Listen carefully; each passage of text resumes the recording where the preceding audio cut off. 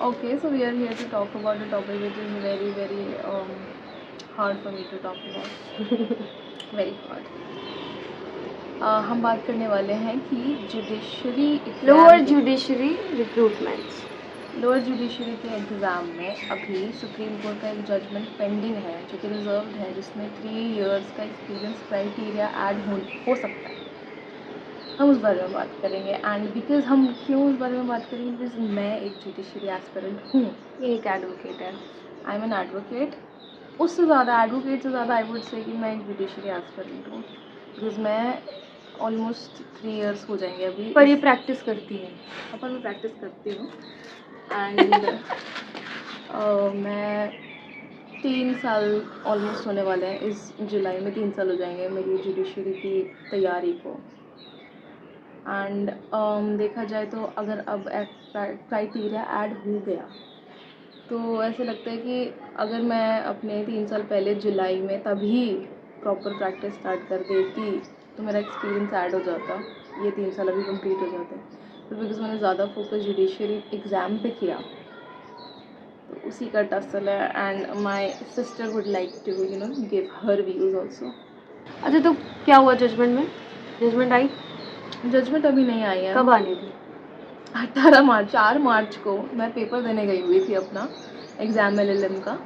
And वहाँ पे जब मैं एग्ज़ाम दे के निकली हूँ 2 बजे के करीब, 3 बजे के करीब, आई डोंट रिमेंबर, तो मैंने अपने फ़ोन में देखा मैसेजेस एंड नोटिफिकेशंस के ये सब ऐसा हुआ है कि 18 मार्च को गुजरात का हाई कोर्ट का कैंसिल हो गया है, उन्होंने स्टे लगा दिया है। सुप्रीम कोर्ट ने बोल दिया है कि स्टे करो। पर मुझे समझ नहीं आता कि स्टे क्यों लगाया है, मतलब क्यों? अगर वो अप्रूव होता भी है 3 साल का क्राइटेरिया तो उनको कम से कम ये वाला जो वैकेंसीज निकल गई हैं, कुछ के तो एग्ज़ाम भी शायद लोगों ने दे दिया और अटके पड़े हैं, है ना? उनको तो पास कर लेना चाहिए ना। अब ये सब लगाओ ना नेक्स्ट ईयर से, इसी साल से क्यों? मतलब इतनी क्या बेचैनी है आपको? ऐसे कौन से वो मिल जाएंगे एकदम से अच्छे जजेस? ट्रेनिंग तो फिर भी देनी पड़ेगी। प्रॉब्लम ये है, अगर मैं करेक्ट से बताऊँ तो, कि ये जजमेंट बहुत पहले से रिजर्व है, बहुत पहले से। केस तो 1989 का है और जजमेंट ये रिजर्व है बहुत, आई गेस जनवरी में रिजर्व हो गई थी। और हिमाचल प्रदेश जुडिशरी और छत्तीसगढ़ जुडिशरी का एग्ज़ाम की नोटिफिकेशन पिछले साल के दिसंबर में ही आ गई थी और अभी मार्च है। जनवरी में जब ये जजमेंट रिजर्व हुई तो गुजरात हाई कोर्ट ने जल्दी वैकेंसी निकाल दी। ऐसा स्पेकुलेट करा जा रहा है कि जल्दी निकाल दी, पर अभी तो स्टे लग गया। वही तो, इसीलिए कि उन्होंने जब सुप्रीम कोर्ट ने अभी 4 तारीख को ये बोला, 4 मार्च को, कि जब हमने स्टे अपना रिजर्व कर दिया था जजमेंट, तो आपने वैकेंसी क्यों निकाल दी। तो मुझे ये बताओ, कोर्ट कचहरी के मामले तो सबको पता है कि कितने खींचते हैं, तो क्या सुप्रीम कोर्ट ये चाहती है कि रिक्रूटमेंट्स हो ही ना? वैसे इतने सारे कोर्ट केसेस पेंडिंग है अराउंड, सिर्फ और सिर्फ हाई कोर्ट की बात कर लो तो 1 लाख समथिंग पेंडिंग है, और लोअर कोर्ट्स में तो पता नहीं कितनी सारी पेंडिंग है। ऊपर से आप रिक्रूटमेंट्स रोक दो तो और भी ज़्यादा, मतलब ख़राब सिस्टम है यार। बहुत खराब सिस्टम करना भी है तो 3 साल के बाद करो ना, ताकि और अभी जो बच्चे जॉब कर रहे हैं उनका क्या, जो साथ में साइड बाय प्रिपेयर कर रहे हैं उनका क्या? प्रॉब्लम ये है ना कि जब 18 तारीख को बोला था जजमेंट रिजर्व करने के, जजमेंट आएगी, ऐसा मतलब प्रॉपरली ऐसा बोला नहीं था, पर ऐसा था कि 18 को अगली प्रोसीडिंग या स्टफ लाइक दैट है। तो 18 को जजमेंट नहीं आया, अभी है, फिर 1 अप्रैल को जजमेंट आएगी। 1 अप्रैल को भी नहीं श्योर है हम लोग की फर्स्ट को आएगी कि नहीं आएगी, आगे भी बढ़ सकता है। तब तक अभी हमारा छत्तीसगढ़ जुडिशरी का एग्जाम, सारे एग्जाम्स रुके हुए हैं ऑल ओवर इंडिया, सभी रुक जाएंगे ना? कर्नाटका ने अपना हाँ या ना? हाँ, कर्नाटका ने अपना एग्ज़ाम कर दिया। मेरा डाउट तो क्लियर कर। That's what I am telling ना, कि कर्नाटका ने अपना कर दिया स्टे, गुजरात का स्टे हो गया है, हिमाचल प्रदेश का जुडिशरी का प्री हो चुका है एग्ज़ाम, प्री के रिजल्ट भी आ गया है, और एमपी का तो बुरा ही हाल है। HP के मेंस की डेट भी आ गई और HP के हाई कोर्ट ने, HPPCS ने स्टे कर दिया एग्ज़ाम HP का भी, जबकि उसकी नोटिफिकेशन पिछले साल के दिसंबर की थी, जजमेंट रिजर्व होने से पहले की। उसने भी स्टे कर दिया। तो अब ये स्पेकुलेट कर जा रहा है कि छत्तीसगढ़ भी हो जाएगा स्टे, राजस्थान की जो नोटिफिकेशन है वो भी स्टे हो जाएगी ऑलमोस्ट। मतलब जितनी नोटिफिकेशन, और यूपी, बिहार, दिल्ली, इनकी तो नोटिफिकेशन आई ही नहीं है अभी, धीरे धीरे सब स्टे हो जाएगा, which is bad for me. Bad for everybody यार, बैड फॉर कंट्री, क्योंकि हर साल अगर रिक्रूटमेंट ना करो तो सरकार का ही लॉस है। कंट्री का ही लॉस है। आप ही लोग, आपको ही लोग नहीं मिल रहे हैं, आप रोके जा रहे हो, केस में फंसाए जा रहे हो, इतने लंबे लंबे केसेस चलते हैं। तू बोल रही है 1982 का केस है, 1989 1989 का केस है। इसमें बीच में जजमेंट आई थी, यही केस बार बार खुलता है, इसी केस में फिर से अब ये फिर से खोला गया है 4-5 साल पहले। खोलता कौन है भाई ये केस? मारो से जाते। एक ग्रेस पीरियड तो मिलना चाहिए ना, जो लोग प्रिपेयर कर रहे हैं, जो लोगों ने कोई सरकारी नौकरी पहले ही ज्वाइन कर ली जिसमें उन्हें अपना वो गिव अप करना पड़ा। क्या, कौन सा card?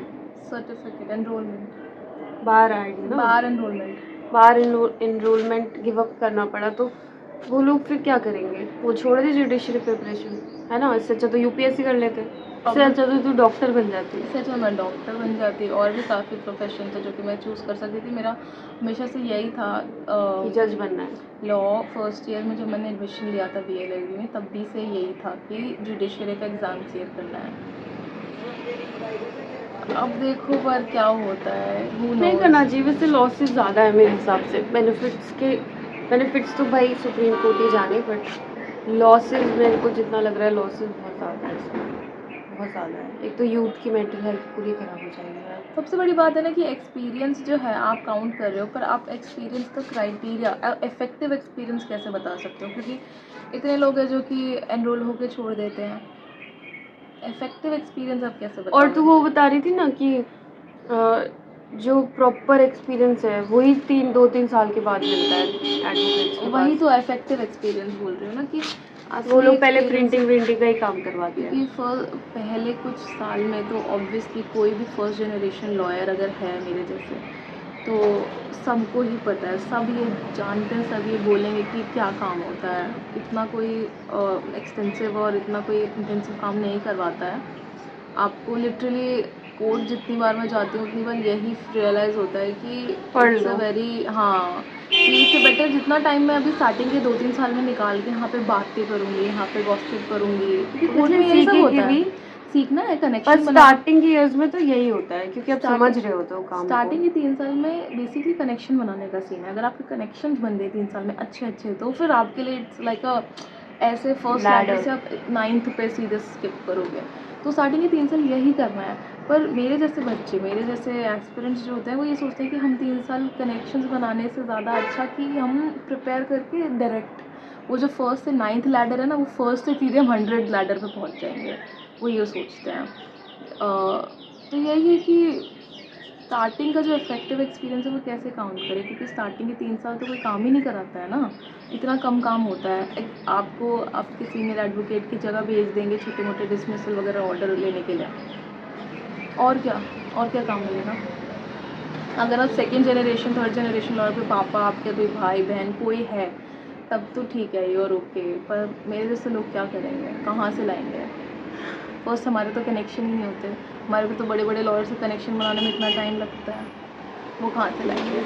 Being female aspirant problem है कि एज निकलती जाती है, शादी करनी है, करियर पेरेंट्स बनाना शादी है, के लिए बोलने सब लगते कुछ हैं। करना है। Even though my parents are not like that, my parents are very open minded, पर कहीं ना कहीं रहता है कि अभी शादी होगी, फिर करियर भी सेट करना है, क्योंकि इस एज में तो बिना करियर के you can not survive. What was I saying, I totally forgot. दुख दर्द पीड़ा। दुख दर्द पीड़ा बता रही थी कि फीमेल एस्पिरेंट्स अच्छा एक बात बता कि प्रीलिम्स क्लियर हो गया, मेंस क्लियर हो गया, दोनों केसेस ले रही हूँ। एक बंदे के पास जिसके पास 3 साल का एक्सपीरियंस है और एक बंदे के पास जो बिना एक्सपीरियंस के है। तो उधर दोनों पढ़ तो थ्योरी रहे ना, ऐसा तो नहीं है ना कि जो वो पढ़ रहा है वो तुझे पता ही नहीं होगा, बस तुझे तुझे जाना आना ही तो नहीं किया है ना, बाकी तो तुझे प्रोसेस तो पता ही है ना कि क्या कैसे फाइल करते हैं, क्या है, किसको कितनी पेनल्टी देनी है, सब कुछ ना। देखो बात यह है कि प्रॉब्लम यहाँ पे आती है कि अगर जेन्युइन प्रॉब्लम हम देखें तो जेन्युइन प्रॉब्लम ये है कि बुक में और प्रैक्टिकल में जो थ्योरी और प्रैक्टिकल है वो बहुत डिफरेंट होते हैं, वो तो सबको पता है। तो हम बुक का पढ़ के प्रॉब्लम ये लोग ये बोल रहे हैं, सुप्रीम कोर्ट एंड जो भी senior advocate and bar association and various high courts की, इन लोगों को प्रैक्टिकल कुछ पता नहीं होता है, जिनके पास एक्सपीरियंस नहीं है और वो आ जाते हैं। तो आप हमें फिर ट्रेनिंग तो एक मिल रही साल है की ना। ट्रेनिंग तो दे रहे हो ना। एक बात बताओ मुझे, यूपीएससी में किसको एक्सपीरियंस है? एडमिनिस्ट्रेशन का, कितनी बड़ी चीज़ होती है यूपीएससी। कितना आईएएस बनना, एक आईएएस बनना, एक तुम IPS डीएम बन बनना। रहे हो, डीएम बनना कितनी बड़ी चीज़ होती है। उसका एक्सपीरियंस किसको है? कोई पेड से लेके आता है या कॉलेज से सीख के आता है? किसी को नहीं है, बट उसके लिए 2 साल की रिगरस ट्रेनिंग होती है ना। तो अब जुडिशरी में भी रखो ना, 1 साल की ट्रेनिंग है, उससे 2 साल का कर दो, वहाँ पे डबल कर दो कि ज्वाइनिंग लेट होगी। एंड सबसे बड़ी बात है कि अगर आपको लग रहा है कि इनकॉम्पिटेंट एस्पिरेंट्स, इनकॉम्पिटेंट लोग सेलेक्ट हो रहे हैं, तो वो कहीं ना कहीं एक शक इंटरव्यू पैनल और जो ये पूरे सिलेक्शन प्रोसेस पे उस पर एक क्वेश्चन मार्क नहीं करता है कि आप कैसे लोग सेलेक्ट कर रहे हो। तेरे जैसे कोई एस्पिरेंट है जिसने बेसिक की सारी पढ़ाई करी है, तो अगर उसे बेसिक पता है ना, तो वो ट्रेनिंग लेके बढ़िया जज बन सकता है, अगर आपको अपनी ट्रेनिंग पे भरोसा है तब, है ना। क्योंकि बेसिक तो तुमने ऑलमोस्ट पढ़ लिया ना, तुम्हें जीरो से तो स्टार्ट करना ही नहीं है। और तुम्हें एडवोकेसी भी नहीं करनी है कि तुम्हें एडवोकेसी का बेसिक पता होना चाहिए, तुम्हें तो जज बनना है ना। एग्जैक्टली। मेरा तो मेन कंसर्न ये है कि जब इतनी कमी है लॉयर्स की, इतने केसेस पेंडिंग है, तो लॉयर्स तुम नहीं, अब जजेस। लॉयर्स तो बतेरे हैं, बतेरे, कोर्ट में चले जाओ सांस नहीं ली जाती है। मैं दोबारा रीटेक। मेरा कंसर्न ये है कि इतनी सारी कमी है जजेस की, इतने सारे केसेस पेंडिंग रहते हैं, डेट पे डेट मिले जाती है। लोग मतलब कोर्ट में इतनी भीड़ होती है ना भाई, हर दिन इतनी भीड़ होती है, तो भी रिक्रूटमेंट क्यों रोक रखी है? कौन सा ये हाई कोर्ट का रिक्रूटमेंट है? हाई कोर्ट में तो 7 साल का किया, उसके लिए कोई अपोज भी नहीं करता है, परफेक्ट है, उसका बढ़ा ही दो यार, 10 साल कर दो उसका, ठीक है। पर लोअर जुडिशरी में तो ठीक है, क्यों रिक्रूटमेंट रोक रखी है? एमपी की रुकी है 2 साल से, बताओ। 2022 में आया था, लास्ट एग्जाम कब हुआ था एमपी का? 2022 के एग्ज़ाम की नोटिफिकेशन 2023 में आई थी। 2023 के दिसंबर नहीं 2023 के नवंबर अराउंड नोटिफिकेशन आई थी, एंड देन 2024 के जनवरी में मेन टी का पेपर हुआ था, और तब से इसका हुआ इसने प्री दिया, 2025 का मार्च चल रहा है। प्री का रिजल्ट भी आ गया, मेंस भी हो गया, और फिर इन्होंने वो कर दिया। मतलब आप सोचो कि एक बच्चा इतनी मेहनत करता है, बच्चे के साथ उसकी फैमिली भी इतनी मेहनत करती है हर दिन, कि कैसे भी एक एक स्टेज धीरे धीरे निकल जाए। उनको प्री क्लियर हुआ एमपी वालों का, बहुत खुशी। फिर जब मेंस दे के आए तो उनको एक थोड़ी सी सांत्वना मिली होगी कि चलो अब तो हो ही जाएगा, लेकिन उस पर भी रोक लगा दिया। मतलब ये अगर आप सोचो, अभी मुझे नहीं पता कि कोर्ट्स कैसे देखती हैं, बट हम स्टूडेंट्स हैं ना, हम एस्पिरेंट्स हैं, तो हमें पता लगता है कि भाई बहुत टॉर्चरिंग चीज़ है ये। मतलब मेरे हाथ से मेंस मैं दे के आऊँ और मेंस कैंसिल हो जाए, वो भी बिना किसी गलती के। अगर पेपर लीक हुआ है तो चलो सेंस बनता है, पर बिना कोई सेंस के ऐसे पेपर कैंसिल कर दिया, उनकी रिक्रूटमेंट रोक दी, उनका इंटरव्यू रोक दिया, उनके सारे, मतलब कुछ लोग तो वहीं गिव अप कर चुके होंगे। एक चीज़ मैं ऐड करना चाहूँगी कि आप बोल रहे हो कि जो जजेस आते हैं, यंग जजेस बनते हैं, यंग जुडिशियल मैजिस्ट्रेट आते हैं। कौन बोलता है? Listen to me. जो यंग जुडिशियल मैजिस्ट्रेट सेलेक्ट होके आते हैं, वो लोग सीनियर लॉयर के साथ बदतमीज़ी करते हैं। तो इसकी क्या गारंटी है 3 साल वालों की बदतमीजी नहीं करेंगे? वो बहुत ईगो में रहते हैं। तो ये फिर रिस्पॉन्सिबिलिटी किसकी है कि आप एथिक्स, जब आप ट्रेनिंग कर रहे हो 1 साल की, तो उसमें आप एथिक्स भी सिखा सकते हो ना, क्योंकि एथिक्स तो ट्रेनिंग में होना ही चाहिए, क्योंकि आप एक इतनी बड़ी चेयर पे बैठ रहे हो। उसके लिए कोई भी पेट से सीख के नहीं आता है कि कैसे बिहेव करना है कोर्ट में, क्या बिहेवियर मतलब बेसिकली होना चाहिए सीनियर लॉयर के साथ। ऑब्वियसली रिस्पेक्ट तो देनी चाहिए, पर नहीं पता होता है, और मुझे ये पर्सनली एथिक्स तो आप सिखाने ही चाहिए। और मुझे पर्सनली ये फील होता है कि सीनियर लॉयर्स हैं, उनके सामने उनसे 5 साल 6 साल 1 साल भी छोटा कोई बैठा होगा तो उसकी तो खांसना भी उनको ईगो ही लगेगा। कुछ लोग तो ऐसे भी होते हैं। This happened with me once. जब I was working under one senior advocate, he told me, he knew that I was preparing for judiciary exam. He was casually talking and he told me कि अरे ये young बैठ जाते हैं और ये लोग घमंड करते हैं वो करते हैं फलाना ढमकाना, हम इतने साल से मेहनत करके नहीं पहुंच पाते और ये लोग एक एग्ज़ाम देके क्लियर कर लेते हैं। मतलब एग्जाम क्लियर करना इजी थोड़ी है। वो बेसिकली अपनी खुन्नस निकाल रहे थे कि देखो हम लोग कितने साल से मेहनत कर रहे हैं और हम लोग अभी भी, हमें कोर्ट में इधर रन करना पड़ता है। नहीं, बट आपके पास तो मौका था ना हायर एजुकेशन निकालने का, निकाल लेते इतने साल के एक्सपीरियंस के बाद, क्यों नहीं निकाला? एग्जैक्टली। एंड ही सेड कि और ये देखो ये लोग बस एक एग्ज़ाम दे के पेपर क्लियर करके सीधे डायरेक्ट जज बन जाते हैं। तो हाँ, ये भी है कि कई सीनियर लॉयर्स को प्रॉब्लम होती है कि हमसे छोटा, इतना छोटा 20-20 साल छोटे लोग एडवोकेट पर ऐसे सीधे नहीं। डायरेक्ट इतनी ऊंची पोस्ट पर पे चले यूपीएससी जाते से हैं। का भी तो देखो ना, 21-21 साल के लोग पेपर क्लियर करते हैं, बट उनको एक काफ़ी सीनियर डीएम के अंदर पोस्टिंग मिलती है 6 महीने। वो डीएम उन्हें सब कुछ सिखाता है, सब कुछ। तो ठीक है, ऐसे ही होना चाहिए। आप एकदम सीनियर मोस्ट किसी हाई कोर्ट के जज के अंडर डालो, डिस्ट्रिक्ट कोर्ट के जज के अंदर उसको प्लेस करो, ताकि वो सब कुछ सीखे। हाँ, वो तो होता बिल्कुल है। यूपीएससी के उस पे फॉलो करो ना, जैसे कि एक जुडिशियल मजिस्ट्रेट ही बोलते हैं ना, और यूपीएससी से जो भी बनते हैं उनको डिस्ट्रिक्ट मजिस्ट्रेट बोलते हैं। तो अगर दोनों ऑलमोस्ट क्या मेरे हिसाब से सेम ही पोजीशन है ना, डिफरेंट ऑर्गेनाइजेशंस है, हाँ, पर मतलब सेम पोजीशंस ऐसे बोल सकते सेम हैं, पोस्ट है, मतलब सेम लेवल है। हाँ ऑब्वियसली, पर वो जुडिशली एक्ट करते हैं, वो एग्जीक्यूटिवली एक्ट करते हैं। हाँ, तो अगर सेम ही है तो सेम ही तरीके से चीज़ें होनी चाहिए ना।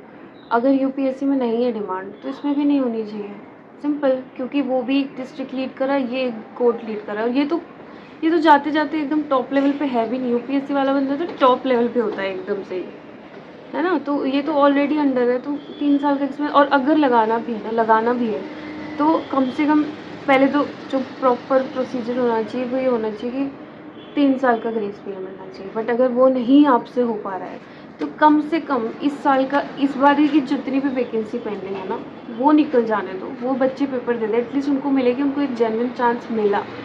उसके बाद आप करो, कोई दिक्कत नहीं है। बट ये वाले तो रिक्रूटमेंट्स मत रोको ना, क्योंकि केसेस तो चलते रहते हैं, रिक्रूटमेंट रोकने का क्या मतलब है। अब जैसे हिमाचल प्रदेश का जो रुका ना, वो इतना ज़्यादा बेकार लगा क्योंकि उसका प्री हो चुका है, मेंस की डेट आ चुकी है, 5 दिन में मेंस होना था और मेंस को इन्होंने पोस्टपोन कर दिया। तो मतलब एक बच्चे पे कितना से जो इंसान, फॉर एग्जांपल मतलब एक बच्चा ले लो जिसके पास रिसोर्सेज नहीं है हिमाचल प्रदेश में जाके, शिमला में जाके कहीं अच्छे होटल में रुक के पेपर देने के लिए, वो कैसे उसने पेपर दिया होगा, उसका प्री कैसे क्लियर हुआ होगा। और फिर आप उससे वो भी मौका छीन रहे हो, पोस्टपोन करवा दे रहे हो। फिर मतलब बेसिकली पोस्टपोन इसीलिए हुआ है, जब सुप्रीम कोर्ट का जजमेंट जब आएगा उसके बेसिस पे डिसाइड होगा कि आगे फर्दर अब इस एग्ज़ाम के साथ क्या होना है। तो ये चीज़ कितनी गलत है। अब जो हो चुका है एग्ज़ाम, जिसका नोटिफिकेशन आ चुका है, उसका तो एग्ज़ाम, उसका प्रोसेस नहीं रुकना चाहिए। दूसरा एक चीज़ मैं और ऐड करना चाहूँगी कि जैसे मैं फ़ीमेल्स की बात कर रही थी, मुझे याद आया कि सैड होती, दुख दर्द पीड़ा। लड़कियों के साथ ये भी प्रॉब्लम है ना कि एडवोकेसी ना एक बहुत ही ज़्यादा ऑन योर फीट वाला प्रोफेशन है। तो इट इज़ नॉट पॉसिबल कि एवरी टाइम कि इधर लड़कियाँ भागो उधर भागो, मतलब हाँ, जिनके पेरेंट्स अलाउ करते ठीक है, लेकिन अगर कलेक्टिवली सोचो तो it is not possible. It is not possible कि एवरी टाइम लड़कियाँ भागे इधर उधर कर पाएँ, और पेरेंट्स अलाउ भी नहीं करते हैं। और सेफ भी नहीं है, टू बी ऑनेस्ट। एक डिस्ट्रिक्ट जैसे मैं दिल्ली में रहती हूँ तो कितने कोर्ट्स में जाना पड़ता है, साकेत में, रोहिणी में, इधर द्वारका, एक दिन में पता नहीं कितने कोर्ट्स में कभी कभी जाना पड़ता है। तो इट इज़ नॉट पॉसिबल यार, और इतना ट्रैवल करना पड़ता है, पेरेंट्स अलाउ नहीं करते हैं। लड़कियाँ मैंने तो पर्सनली कभी ऐसा फेस नहीं करा है, पर कई लड़कियाँ करती होंगी हरासमेंट भी फेस इन सब चीज़ों में, और पेरेंट्स अलाउ नहीं करते हैं। प्रेफर ये करा जाता है कि अरे जुडिशरी का प्रिपेयर कर लोगे तो अगर पेपर क्लियर हो गया तो it will be better for you, कि इन सब चीज़ों से, क्योंकि ऑब्वियसली सोसाइटी लड़कियों के लिए कितनी सेफ़ है, एवरीबडी नोज, इन सब चीज़ों से एकदम ही ऊपर चले जाओगे, यू विल बी सेफ़, ये प्रेफर करा जाता है। इसीलिए जुडिशरी भी लड़कियाँ प्रेफर करती हैं, क्योंकि एक मेल डोमिनेंट अब सोसाइटी नहीं में करेंगी ना। कोर्ट भी मेल डोमिनेंट है। कोई भी ये जानता है कि कोर्ट में आप चले जाओगे ना, आपको लड़कियां बहुत कम दिखेंगी, मोस्टली लड़के ही दिखेंगे। मेल डोमिनेंट कोर्ट है, एडवोकेसी भी मेल डोमिनेंट प्रोफेशन है। तो आप अब एंटर करोगे तो ये प्रेफर करा जाता है कि जज बन जाओगे, तो जज, एक लड़की अगर जज बन जाती है तो उसको इतना सिक्योरिटी मिलती है, रिस्पेक्ट मिलता हर है, एस्पेक्ट में लाइफ में उसको इतना रिस्पेक्ट मिलता है, वो अपने परिवार को भी आगे बढ़ाती है। वो अपने परिवार को आगे बढ़ाती है, परिवार को रिस्पेक्ट मिलता है। ये सब पॉइंट्स तो है, ये सब तो किस लड़के के लिए भी है, पर मेन जो मैं सिक्योरिटी वाला इशू बोल रही थी, फिर यही करा जाता है कि जुडिशियल एग्ज़ाम क्लियर करके ये सब चीज़ें हैं, details, keep everything and you will reach to a point where none of this bothers you. और बाकी सब छोड़ो यार, ये सब चीज़ें किसी का सपना ही है भाई। अब तुमको वो सपना है तो कैसे भी कर ही लोगे, 5 साल लगे चाहे 10 साल लगे, बट एक जेन्युइन चांस तो मिलना ही चाहिए ना। मेरा तो होल कॉन्सेप्ट ही है कि एक जेन्युइन चांस मिलना ही चाहिए। और दूसरा ये कि अगर ऐसे ही चलेगा, मान लो 5 साल का BA LLB हो गया, उसके बाद 3 साल का आपको एक्सपीरियंस चाहिए। अब क्योंकि जो ये फील्ड है ना, इसमें बहुत भागा दौड़ी और बातचीत ये सारी, तो मुझे और ट्रैवलिंग इतनी है कि पढ़ाई का टाइम उतना ज़्यादा नहीं मिलता होगा, और इसकी पढ़ाई के लिए बहुत डिटेल में पढ़ना पड़ता है, क्योंकि जो जुडिशरी जो लीगल बुक्स की लैंग्वेज होती है वो बहुत टफ होती है। तो पढ़ाई का टाइम नहीं मिलेगा। 3 साल के एक्सपीरियंस के बाद आप अप्रॉक्स 2 साल और, मतलब कुछ ही केसेस होंगे जो तुरंत ही निकाल लेंगे, बाकी 2 साल और, तो कितना हो गया, 5 + 3 + 2 कितना हो गया, 8 10 साल लग रहे हैं जज बनने, ठीक है, 10 साल। तो मतलब कोई भी प्रोफेशन नहीं चूज़ करेगा फिर, स्पेशली लड़कियों के लिए तो फिर टफ ही हो जाएगा, नहीं चूज़ कर बोलोगे, फिर उनको लगेगा कि इंजीनियरिंग कर लो, नहीं तो अगर इतना ही टाइम लग रहा है तो फिर MBBS कर लो, कुछ और कर लो जिसमें उनको थोड़ा फाइनेंशियली फ्रीडम, फाइनेंशियली इंडिपेंडेंस मिल जाए। और आज का ज़माना ये है कि जो लड़की फाइनेंशियली इंडिपेंडेंट नहीं है ना, तो वो बोझ है, सिंपल।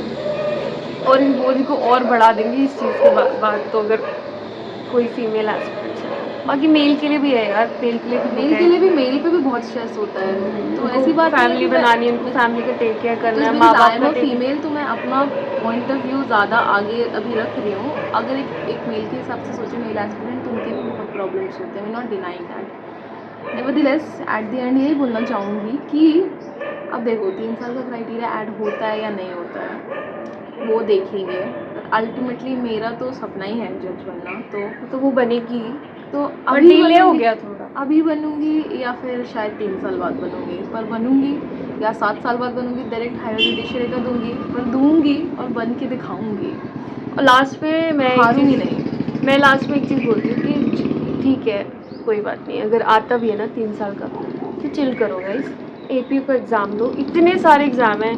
क्या होता है ना, जब हम एक हाई चीज़ के लिए प्रिपेयर करते हैं ना, तो हमारा ना दिमाग ऐसे वायर हो जाता है ना कि हमें हाई चाहिए, उसके नीचे हम सब लोग देखते ही नहीं है कुछ, कि उसके नीचे हमें बहुत नीचा लगता है, बट ऐसा नहीं है, ठीक है, टाइम बदल जाता है तो। और 3 साल कहाँ जाएंगे पता भी नहीं चलेगा, 2 साल कहाँ जाएंगे पता भी नहीं चलेगा। तो अपना जो भी एग्ज़ाम्स आ रहे हैं APO के दो, रेगुलेटरी बॉडीज़ में लीगल पोजीशंस बहुत अच्छी निकलती हैं, और उनकी Ministries सैलरीज़ में भी बहुत अच्छी होती है। मिनिस्ट्रीज़ में निकलती है लीगल पोजीशंस, बड़ी बड़ी कंपनीज़ में निकलती है लीगल पोजीशन, तो हर जगह अप्लाई करो, ठीक है। और वैसे जिनको सही में जज बनना है ना, उनके लिए बेस्ट है APO। तो आप APO की तैयारी करो, जिसमें आपको अपना बेसिकली वो गिव अप ना करना पड़े, अपना एनरोलमेंट नंबर गिव अप ना क्योंकि करना किसी पड़े। मिनिस्ट्री में तो करते हैं तो शायद गिव अप करना पड़ता है कई जगहों पे, not, I don't know exactly क्या हाँ, गिव अप प्रोसेस करना है। पड़ता है ना, 2 ऑफिस एक साथ होल्ड नहीं कर सकते शायद, हाँ, या ये कट कर देना, गलत बोल दिया मैंने। नहीं कोई बात नहीं। ऐसा होता है कि हमारा जो एनरोलमेंट है ना, हमारे एनरोलमेंट में एक कंडीशन दे रखी है, हमें सर्टिफिकेट, हमें एनरोलमेंट नंबर तभी हम या तो सिर्फ पढ़ा सकते हैं या तो एडवोकेसी कर सकते हैं, यही 2 चीज़ें कर सकते हैं पैसे कमाने के लिए। ना बिज़नेस ना कोई। तो जब हम कोई और जॉब करते हैं तो उसमें हमें अपना एनरोलमेंट गिव अप करना पड़ता है, ये कंडीशन होती है। तो अब किस किस मिनिस्ट्री में गिव अप करना पड़ता है, that exactly we don't know. तो उसके लिए तो, क्योंकि मिनिस्ट्री का मैंने कभी दिया नहीं ना, अभी तक सेलेक्ट हुई हूँ किसी मिनिस्ट्री में, तो फिर इसीलिए बेस्ट ऑल्टरनेटिव है APO। कितने पोजीशंस निकलते हैं अप्रॉक्स?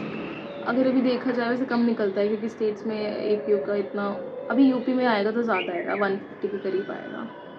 ठीक है। बिहार में आएगा तो 275 आएगा शायद। हाँ तो ठीक है, पर स्टेट्स के बाकी APO के जैसे एग्ज़ाम। अभी HP का APO का, हिमाचल प्रदेश का APO का निकला है, उसमें आई थिंक 50 आया है, एंड तो भर दे फॉर्म। 50 भी कम है, 50 ज़्यादा बोल रही हूँ मैं, 5 है जनरल के लिए, ओनली ठीक है, 5 फॉर जनरल। तो हमें तो एक ही सीट चाहिए। हाँ ये भी है। ठीक है, मन छोटा मत करो और पढ़ते रहो। या हाँ, वही मैं बोल रही थी कि eight the and I would say कि मैं बन के तो दिखाऊंगी। प्रॉब्लम तो बहुत बड़ी है, 3-4 दिन भर के हुई भी हूँ, बहुत ज़्यादा ही डिमोरलाइज हुई हूँ। फिर अल्टीमेटली अपने आप को कैसे कैसे समझाया है, पापा ने समझाया, दीदी ने समझाया, मम्मी ने समझाया, सबने समझाया। और ये फ्रेंड्स ने बात भी हम समझाया, इसीलिए कर रहे हैं क्योंकि मतलब अपना point of view they point रहे ऑफ व्यू हैं। रखने के लिए कि हम एज एस्पिरेंट्स हमारे दिमाग में क्या चलता है जब हम ऐसी न्यूज़ सुनते हैं जिसका हमें सर पैर समझ नहीं आ रहा कि क्यों है। हाँ, and ultimately may be after time when I see this video, तो मुझे पता चले कि मेरे दिमाग में क्या था तब। डिमोरलाइज़ हूँ तो मैं बार बार ये वीडियो देख के अपने आप को मोरलाइज़ कर दूँ कि this is not the and, ठीक है, बन के तो दिखाना ही है अल्टीमेटली, 3 साल बाद बनेंगे नहीं अगर तो रिजल्ट डायरेक्ट आता हाई है कोर्ट की तो बनेंगे, डायरेक्ट हायर जुडिशरी का बनेंगे, और बनेंगे और ज़रूर। बनेंगे ज़रूर। Don't get stressed, don't get demotivated, don't don't get get demoralised. Stress लेके कुछ भी नहीं होता है, this is not the end. इसकी वजह से ये नहीं सोचना है कि हमारी ज़िंदगी ख़त्म हो गई या स्टफ लाइक दैट, नो। और जिसकी लाइफ में जितना स्ट्रगल लिखा हो उतना तो उतना करना तो ही होना पड़ेगा, ही कितना है। भी आप हाथ पैर मार लो कि नहीं हो नहीं हो नहीं हो, बट एक्सेप्ट तो करना ही पड़ेगा, है अब भाई। जो लिखा है किस्मत में वो तो कर मिलेगा ही। मेहनत करनी नहीं छोड़नी है, ऑब्वियसली मेहनत करते रहना है। अगर मेहनत ही नहीं करेंगे तो आप अपनी किस्मत को, जो अच्छा भी लिखा होगा उसको इरेज कर रहे हो अपनी किस्मत में। मेहनत तो करनी ही है, चलो भगवान को जो हमारे देना ना होगा आवाज़ दे आ रही देंगे। है। पीछे आवाज़ आ रही है तो I will stop. Bye bye.